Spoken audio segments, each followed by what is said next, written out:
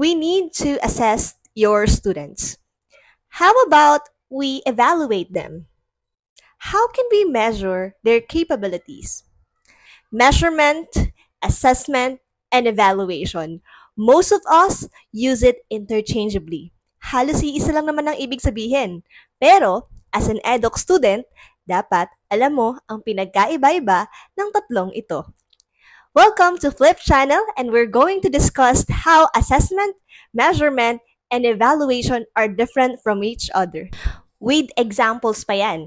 Kaya huwag kayong bibitaw dahil pasisimplihin natin ang mga bagay-bagay plus may bonus 10 questions pa ako at the end of this discussion. So, stay tuned!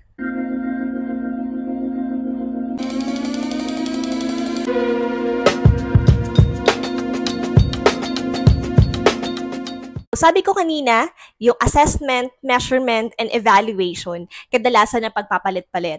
Pero bilang isang eduk student, dapat particular tayo sa paggamit ng mga terms na to.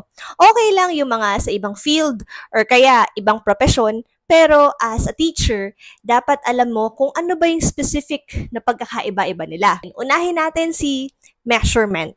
So whenever we talk about measurement, it is a tool used to quantify one's ability or capability. It is like assigning a numerical value to an individual's task. So, ibig sabihin, itong measurement na ito, may ginagamit tayong something. Ano yung something na to? Example of this are rubrics. We have holistic rubric and analytic rubric.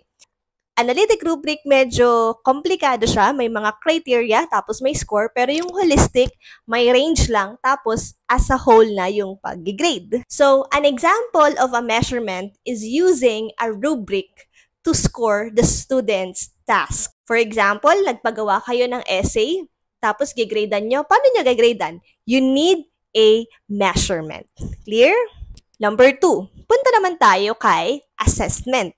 Ano naman to? Assessment refers to the gathering of information in order to determine if the students really get what you wanted to tell them. It is like a process of gathering information about your students' capabilities, performance, or even knowledge. This also involves the activities that you do inside the classroom. So what are the examples of assessment? Well, we have quizzes, recitation, activities like drills, quiz bee, pati yung mga pag-game, lahat yun, parte yun ng assessment. Kapag tinawag nating assessment, ito yung mga pinaggagawa mo sa classroom para ma-measure mo kung may natutunan ba talaga yung bata. So, speaking of assessment, meron tayong dalawang type of assessment. We have the summative assessment and the formative assessment. The formative assessment. Ito yung parang check-in while learning. So, habang nagtuturo ka in the process of teaching your students, you are also starting to look kung nagigets ba nila yung tinuturo mo. Nasa proseso ka pa lang ng pagtuturo, pero tinitingnan mo na kung nagigets pa nila. That is formative assessment. What are the examples of formative assessment? Recitation, seat work, quizzes. Now, how about the summative assessment? From the word itself, summation. Sabihin, summary na ng lahat ng mga natutunan nila. Ginagawa to at the end of the quarter or at the end of the semester. The examples of summative assessment are final examinations at even yung mga quarter examinations. Ito yung mga final requirement na hinihingi ni teacher para makita niya kung at the end of the day, sa lahat ng mga instructions na itinuro niya, meron ka bang natutunan. Okay? So, ayun po ang pinagkaiba ni summative at ni formative assessment. Last but not the least will be the evaluation. Ito na. Dito na tayo nalilito kadalasan. Kung pareho ba talaga si assessment tsaka si evaluation? Well, I'll tell you this.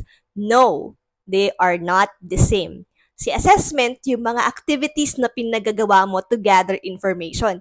Si evaluation is like your judgment.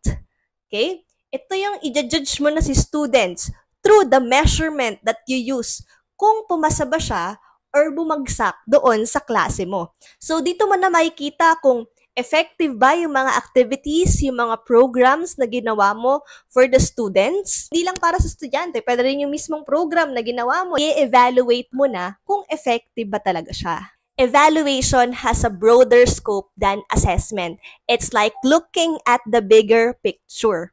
So, what are the examples of evaluation? Sabi ko nga sa inyo kanina, malawak na siya. So, for example, sa school nyo, meron kayong ginawang reading program. And in that reading program, you wanted to see if it's effective or not. So, syempre, gagawin nyo sa estudyante yung mga activities, kung ano-anong assessment ang ipapagawa nyo sa estudyante. And then, at the end of the day, you will look if effective ba yung program na yun or hindi. Hindi lang siya nag-i-stay inside the classroom, pero overall, parang yung mismong curriculum na yung tinitingnan niya. Second example, the student performance evaluation. Kadalasan ginagawa natin to at the end of the semester. So, you look at the student's progress, nakita mo yung mga scores niya from first grading up to fourth grading, tapos doon mo titingnan kung meron ba, nag-improve ba yung estudyante ko? That is what you call as evaluation. Pasimplehin pa natin lalo yung mga bagay-bagay para mas makita nyo yung pagkakaiba-iba. Meron akong sitwasyon dito. Ako, yung teacher nyo, si Miss Jimenez. Tapos, gusto ko yung final requirement niya sa akin will be speech choir. So, a speech choir is my assessment. Ayun yung activity na ipapagawa ko. Tapos, syempre, magbibigay ako ng rubric kung paano ko kayo gegradean. And that is where the measurement comes. Para makita ko kung na-achieve nyo ba yung gusto kong mangyari. Habang nagpa-practice kayo, pinuntahan ko kayo, tapos tiningnan ko yung gawa nyo, kung maganda pa. So, nagbigay ako ng feedback kung anong napansin, anong pwedeng i-improve, anong maganda. That is what you call a formative assessment. Kasi tinitingnan mo na on the process yung mga estudyante. So, that's also assessment pag nagbibigay ka ng feedback.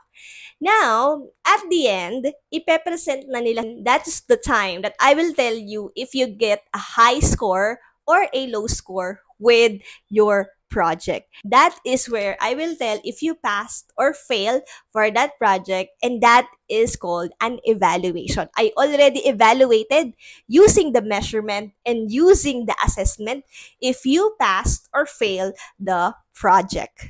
Okay? So to sum it up, assessment is a way to gather information, evaluation is to measure the effectiveness, and measurement is to actually use a tool in order to quantify one's performance. So I hope this clarifies things, and to see kung may natutunan ba kayo o wala dito sa video ko na to, I have prepared you 10 item questions that will be linked in the comment section. And let's see in my next video. I hope this helps. Please do not forget to like and subscribe Flip channel for more videos like this. Happy learning and bye-bye!